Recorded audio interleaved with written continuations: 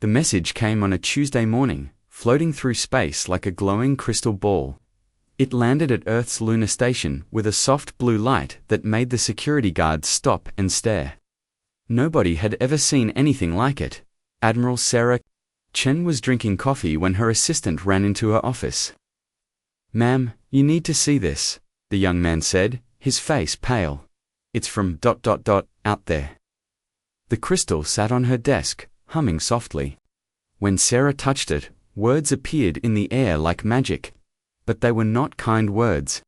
"Greetings to the young species of Earth," the message began. "I am Ambassador Veltarun, of the Great Althari people. We speak for the Galactic Trade Consortium, the most important business group in the galaxy." Sarah frowned. The words sounded nice, but there was something cold about them.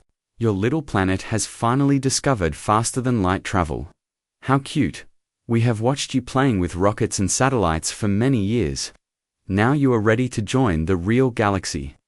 The message continued, and Sarah's frown got deeper. This Veltarun talked to them like they were children. He used words like primitive and simple to describe Earth. He said humans needed guidance from better species to understand how business really worked. "The consortium has decided to be kind to your species. We invite you to send representatives to Nexus Station. We will teach you about galactic trade. We will show you how to be useful in our great economy." The message ended with coordinates and a time limit. Earth had 30 days to send someone, or the generous offer would be taken away. Admiral Chen called an emergency meeting. Within hours, Earth's top leaders sat around a long table in Geneva. Presidents, prime ministers, and corporation heads all stared at the floating crystal message. "They're talking down to us," said President Martinez. "Like we're dogs who just learned to walk." "The question is," said Chancellor Weber, "do we send diplomats or do we ignore them?" That's when Kong Doyon spoke up. He was a tall man with gray hair and expensive glasses. He owned Titan Industries, the biggest mining company on Earth, and, beyond, his ships dug metals from asteroids that other people said were impossible to reach. "We send someone," Doyon said quietly, "but not diplomats." Everyone looked at him. "Think about it," he continued. "These aliens think we're stupid children. They want to teach us about trade and business. They think we need their help." He smiled, but it was not a warm smile. "Let them think that." Park Sumin nodded from across the table. She was younger than Doyon, with short black hair and clothes that cost more than most people made in a year. Her company, Quantum Dynamics Corp., had built the communication systems that let Earth talk to its colonies on Mars and beyond. She was the reason humans could send messages across the solar system in seconds instead of hours. "I agree," she said. "These aliens have been watching us, but they don't really know us. They see our old rockets and think we're still primitive. They don't see our real technology." Lee Minho cleared his throat. He was the quietest person in the room, but when he spoke, everyone listened. He ran Terrabanking, the company that handled money for most of Earth's space colonies. He was the man who had figured out how to make profit from trading between planets that were millions of miles apart. "I've been thinking about their message," Minho said. "They keep talking about teaching us. About showing us how their economy works. That means they're going to explain everything to us. Their systems, their weaknesses, their money flows." He adjusted his tie. "That's very generous of them." The room was quiet for a moment. Then President Martinez started to smile. "You three want to go, don't you?" "We want to learn," said Doyon, "just not the way they think we do." 2 weeks later, the human ship Prosperity left Earth orbit. It looked like a luxury yacht, all smooth lines and shiny metal. Inside, it had meeting rooms with real wood tables, bedrooms with silk sheets, and a kitchen that could make any food from any country on Earth. But the Prosperity was not just pretty. Hidden under its beautiful skin were armor plates that could stop military lasers. Its engines were twice as powerful as they looked. And in its computer core sat the most advanced artificial intelligence Earth had ever built. The 3 humans, aboard warsuits that cost more than most people's houses. Dojian's was dark blue with silver threads. Sumin wore black with tiny diamonds sewn into the fabric. Minho preferred gray, simple but perfect in every detail. They did not look like diplomats, they did not look like soldiers. They looked like what they were, the most successful business people on a planet full of successful business people. As their ship jumped through hyperspace toward the consortium, they prepared for battle, but their weapons were not guns or bombs. Their weapons were contracts and spreadsheets, computers full of economic data, and minds that could calculate profit and loss faster than most computers. "What do we know about them?" asked Sumin, reading reports on her tablet. "The consortium has 47 member species," said Minho. "They've been trading together for over 1,000 years. They think they have the perfect economic system." "Perfect systems have perfect weaknesses," said Doyon. "The bigger they are, the harder they fall." "They're expecting us to be impressed," said Sumin. "Poor little humans, amazed by their great civilization." "Let them think that," said Minho. "The best negotiations happen when the other side doesn't know they're negotiating." The Prosperity flew through the dark between stars, carrying 3 humans who had spent their whole lives turning impossible problems into profitable solutions. They had built companies that spanned planets. They had created wealth from empty space and turned rocks into riches. Now they were going to meet aliens who thought humans were children playing with toys. The aliens had no idea what was coming. Behind them, Earth's leaders waited and watched. They had not sent diplomats to make friends with the galaxy. They had sent hunters to see what was worth taking. The consortium had invited Earth to join their economy. They were about to learn that when humans joined something, they usually ended up running it. But first, they would smile and nod and let the aliens explain everything. After all, it's always easier to buy a house when you already have the blueprints. The Prosperity jumped through hyperspace one more time, and Nexus Station appeared ahead of them. It was huge, covered in lights, beautiful and rich, and completely UNDEFENDED. Perfect. Nexus Station was bigger than any city on Earth. It floated in space like a metal moon, covered in lights that blinked in patterns the humans didn't understand. Ships from dozens of different worlds flew around it like insects around a lamp. The Prosperity docked at Bay 94, between a ship that looked like a giant flower and another that seemed to be made of living crystal. Doyon, Sumin, and Minho walked down the ramp in their perfect suits, carrying briefcases that cost more than most spaceships. They were met by a group of aliens, who looked like they were trying very hard to be impressive. The leader was tall and blue, with 4 arms and eyes that glowed purple. Behind him stood creatures that looked like walking fish, giant insects, and things that didn't look like anything from Earth at all. "Welcome, humans," said the blue alien, in perfect English. "I am Commerce Minister Golthesh. We are so excited to meet your your developing species." He tried to cover his mistake with a smile, but the humans caught it. They said nothing, just smiled back politely. "Please, follow us," Golthesh continued. "We have prepared a special tour just for you. You will see wonders beyond your simple imagination." They walked through corridors that were indeed wonderful.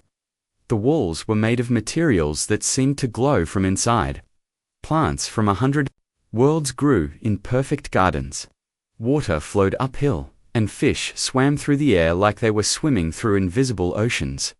"Amazing," said Doyon, looking around with wide eyes. But he wasn't amazed by the pretty lights. He was counting. Security cameras every 30 meters. Guard posts at every major junction. Emergency exits that led to exactly 3 escape routes. The whole station was beautiful, but it was also a trap for anyone who didn't know the way out. They entered a massive room with a ceiling so high it disappeared in shadows. Hundreds of aliens sat at desks, buying and selling goods from across the galaxy. Numbers floated in the air above their heads, showing prices and profits in real time. "This is our main trading floor," said Golthesh proudly. "Here we handled the economy of 47 worlds. Trillions of credits flow through this room every day." Sumin nodded and smiled. How do you handle the data flow? She asked innocently. So much information must be difficult to manage. A four-armed creature stepped forward. I am Clictor, Chief of Information Systems, he said, his voice buzzing like an insect. Our network is the most advanced in the galaxy. We can process 1 million transactions per second. Impressive, said Sumin. Do you use quantum encryption?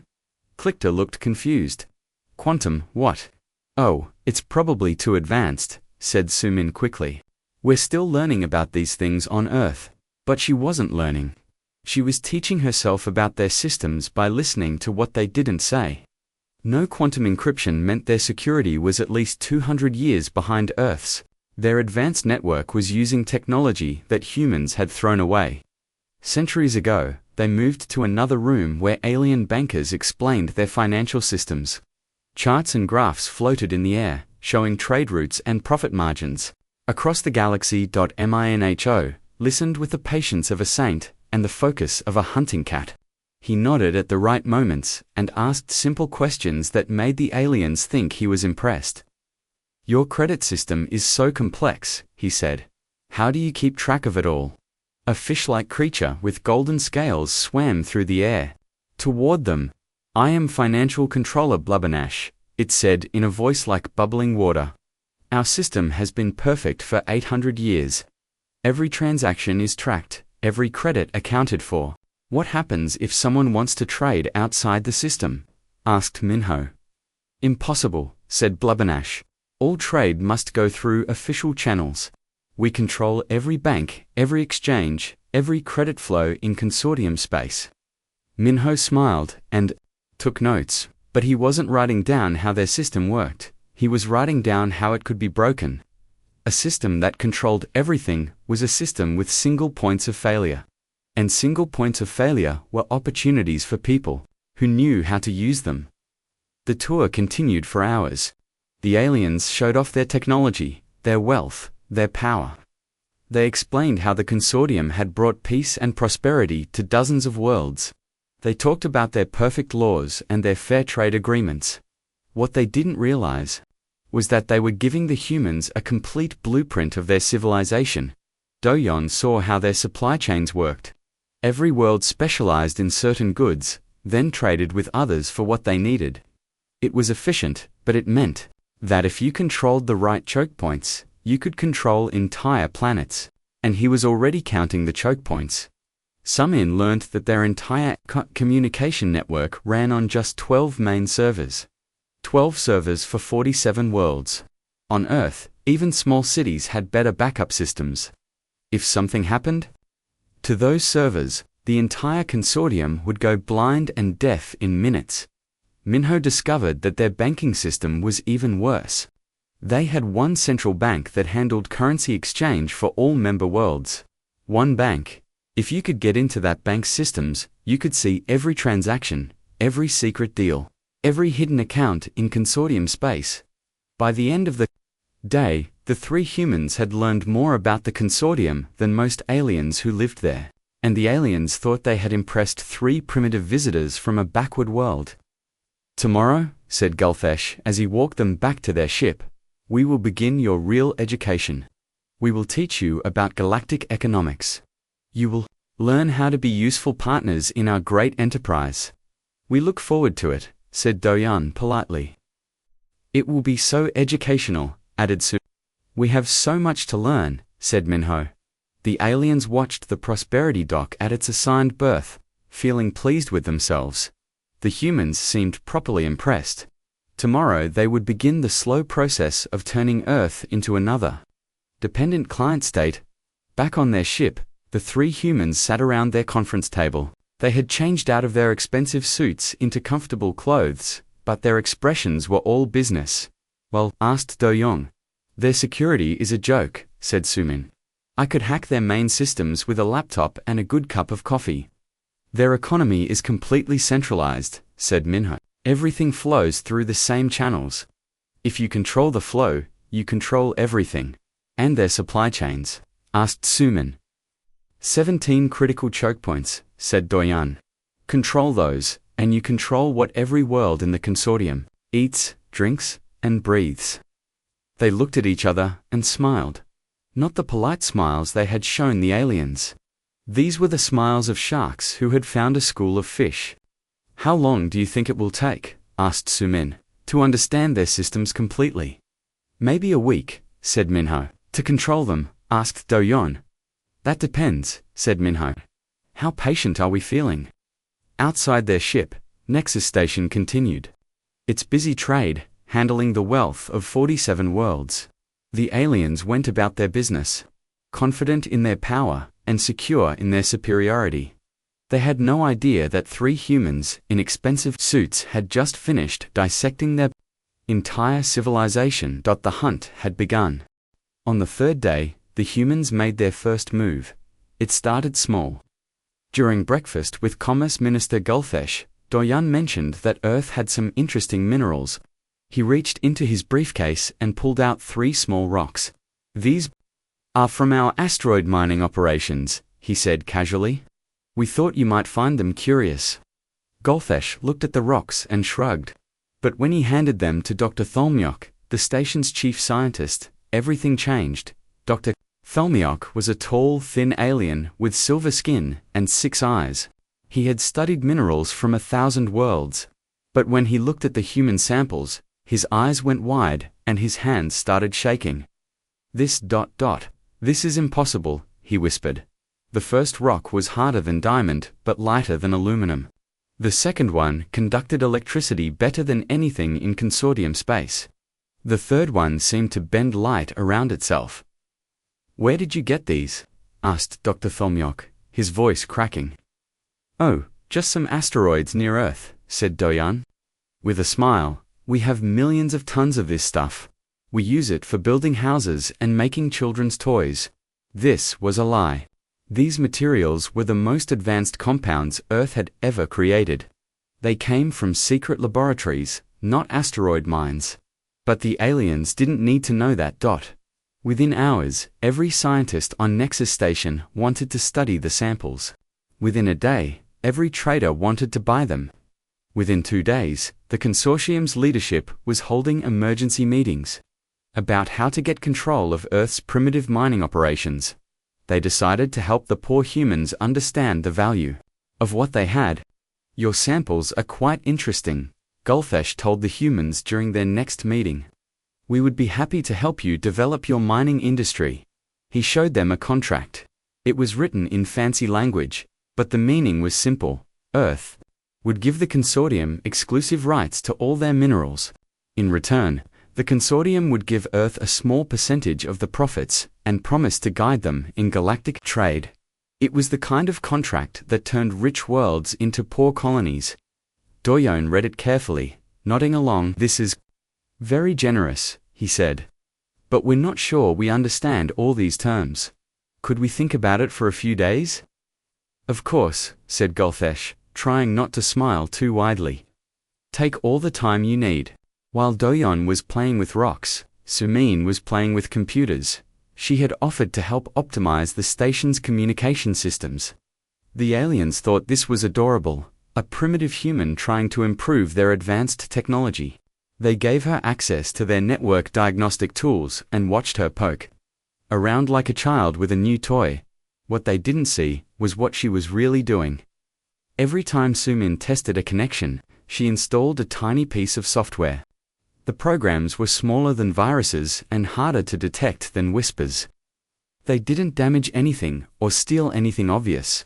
They just listened and copied and sent everything they heard back to Earth. Within 3 days, Sumin's programs were in every major computer system on Nexus Station. They were in the trading computers that handled billions of credits. They were in the communication arrays that connected 47 worlds. They were in the security systems that protected the station's most important secrets. The aliens saw their networks running better than ever. Response times were faster, data flowed more smoothly, and system crashes were almost eliminated. They congratulated themselves on letting the helpful human improve their technology.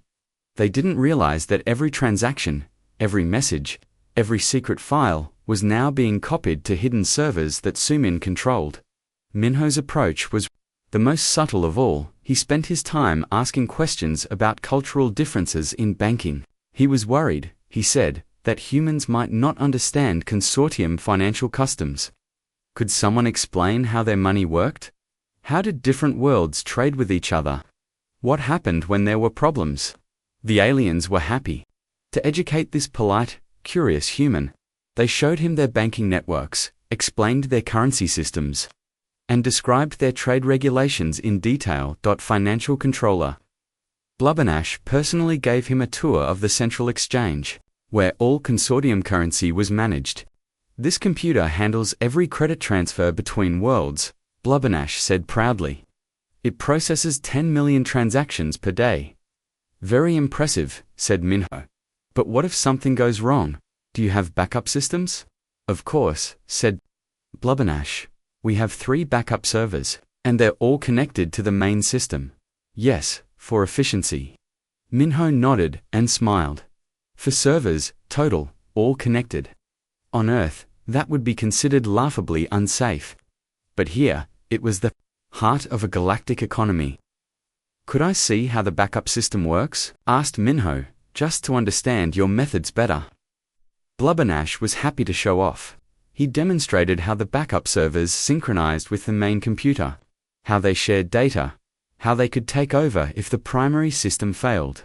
What he was actually doing was showing a master thief exactly how to rob the biggest bank in the galaxy. Minho suggested a small pilot program to help humans better understand consortium banking.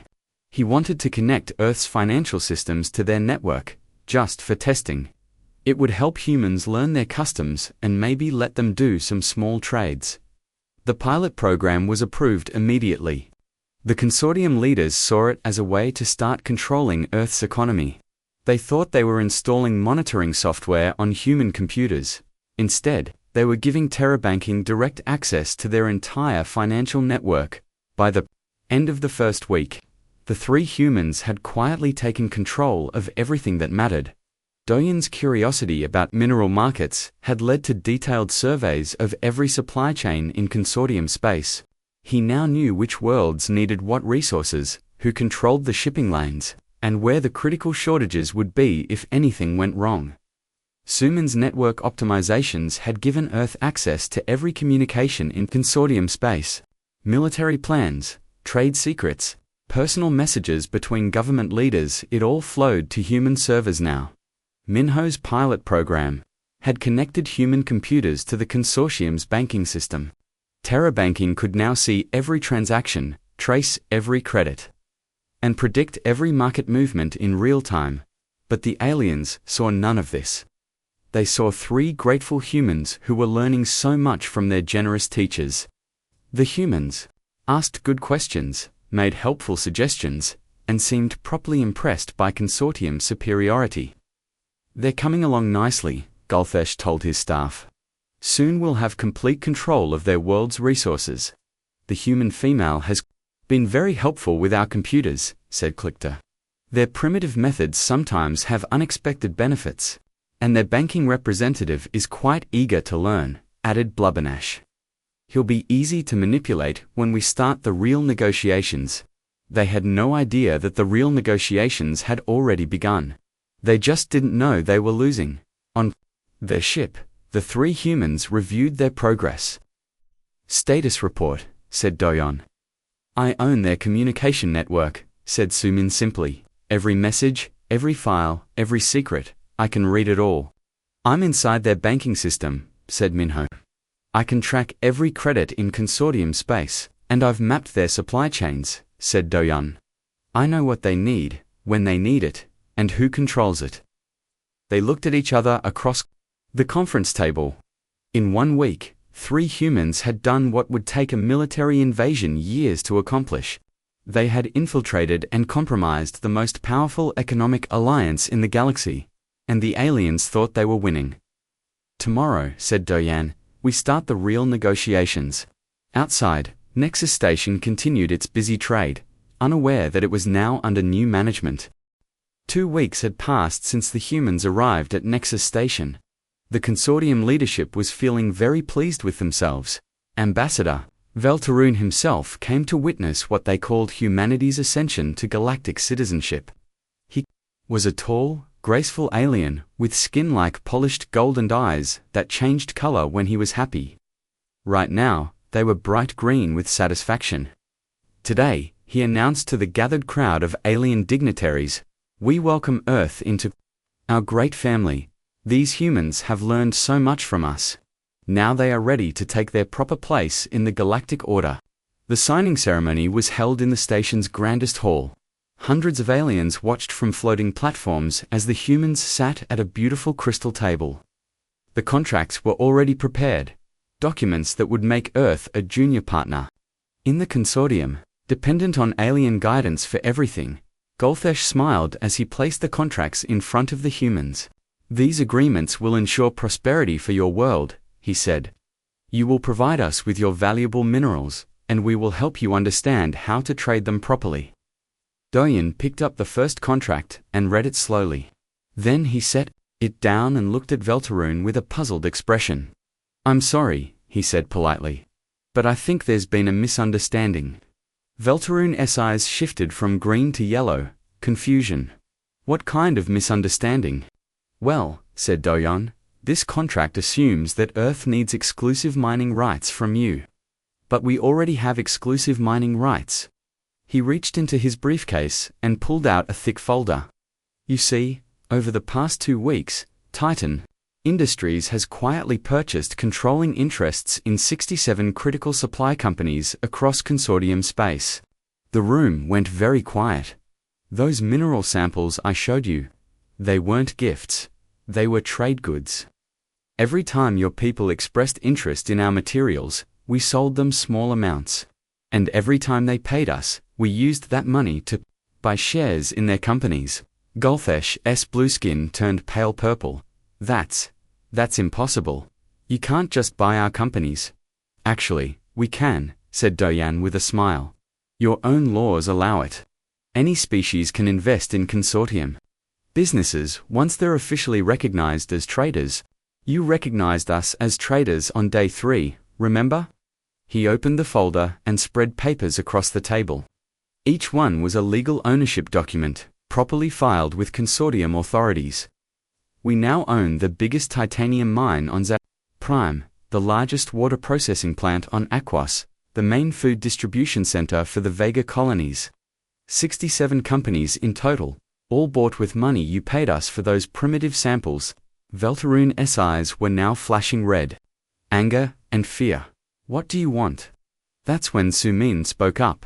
"Before we discuss what we want," she said sweetly, "I should mention that there might be some technical difficulties if this conversation doesn't go well." She pulled out a small device that looked like a Earth tablet. With a few touches, holographic displays appeared above the table, showing data flows from across the station. "You see, my little communications company has been handling about 78% of your data traffic this week. All those optimizations I made, they route everything through our servers now." The displays showed message logs, financial records, military communications, everything flowing through Sumin's network. Every trade secret, every government message, every private conversation between consortium leaders, it's all been stored on our computers, including some very interesting discussions about how you planned to colonize Earth. Clickter, the insect-like IT chief, started buzzing frantically. "Shut it down. Cut the connections." "I wouldn't do that," said Sumin calmly. "My minor optimizations are now part of your core systems. If you suddenly remove them, you'll have cascading failures across 17 star systems. Your entire communication network will collapse." She touched her tablet again, and the displays changed to show network dependency charts. Everything was connected through her systems now. "Of course, I could shut it down myself if needed. But that would be terrible for everyone, don't you think?" Now all eyes turned to Minho. He had been sitting quietly, just watching and listening. When he finally spoke, his voice was soft and calm. "There's one more thing you should know," he said. He opened his own briefcase and pulled out a datapad covered in numbers and charts. "Terrabanking has been very busy this week. That pilot program you approved.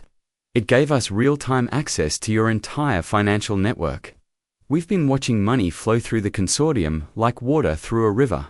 He stood up and activated a holographic projector. The air above the table filled with a three-dimensional map of the consortium's economy.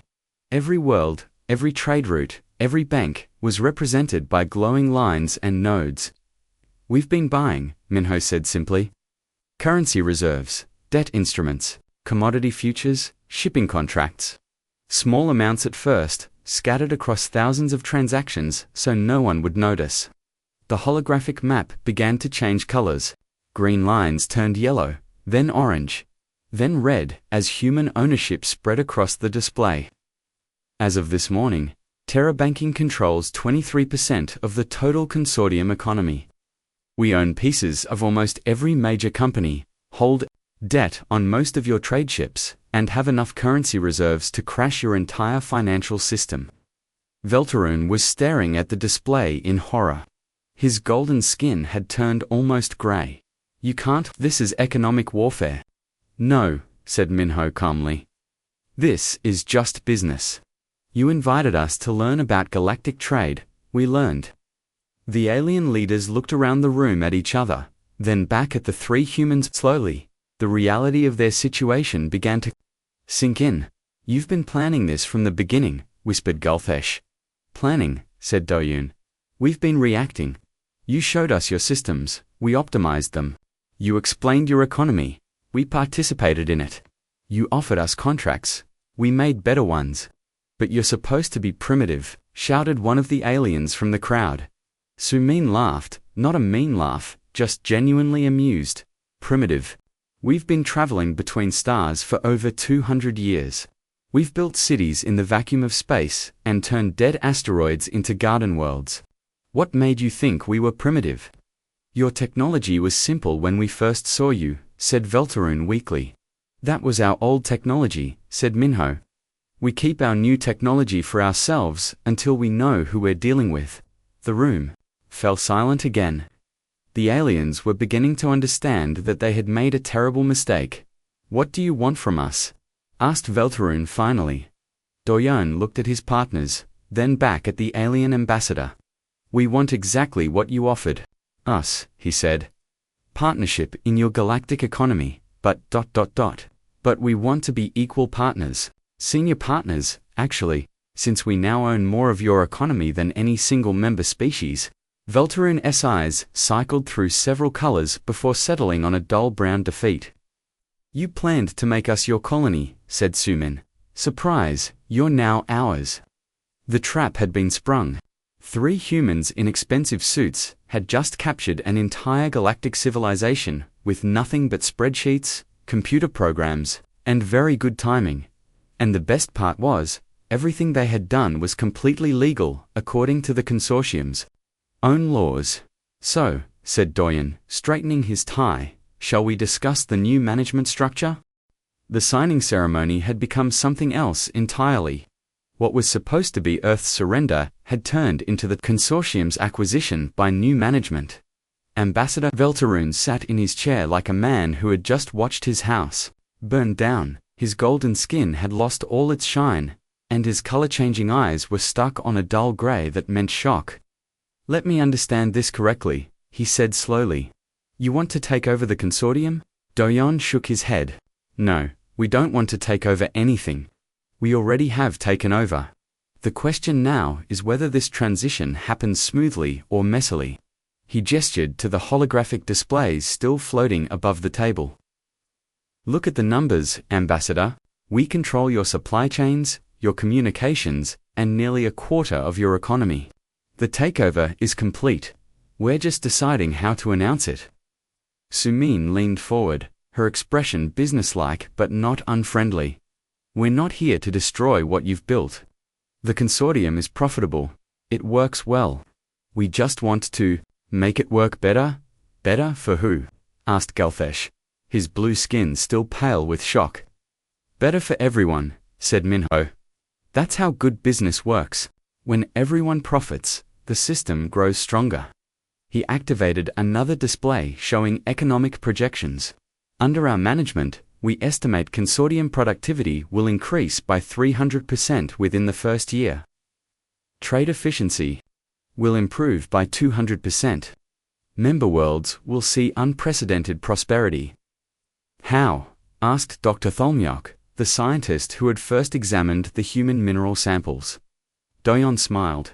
Simple. We eliminate redundancies, optimize supply chains, and remove artificial bottlenecks. Your current system has a lot of waste. What kind of waste?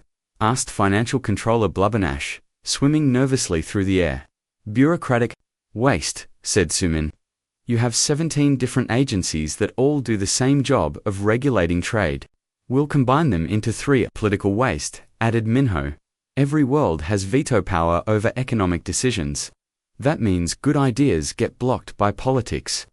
We'll streamline the decision-making process. And infrastructure waste, finished Doyon. You have separate shipping companies, separate communication networks, separate banking systems for each world. We'll integrate everything into unified systems that work better together. Veltarune looked around the room at the other alien leaders. They were all thinking the same thing. This actually made sense. The consortium had grown slowly over centuries, adding new rules and new bureaucracies every time there was a problem. It had become complicated and slow. What about our governments?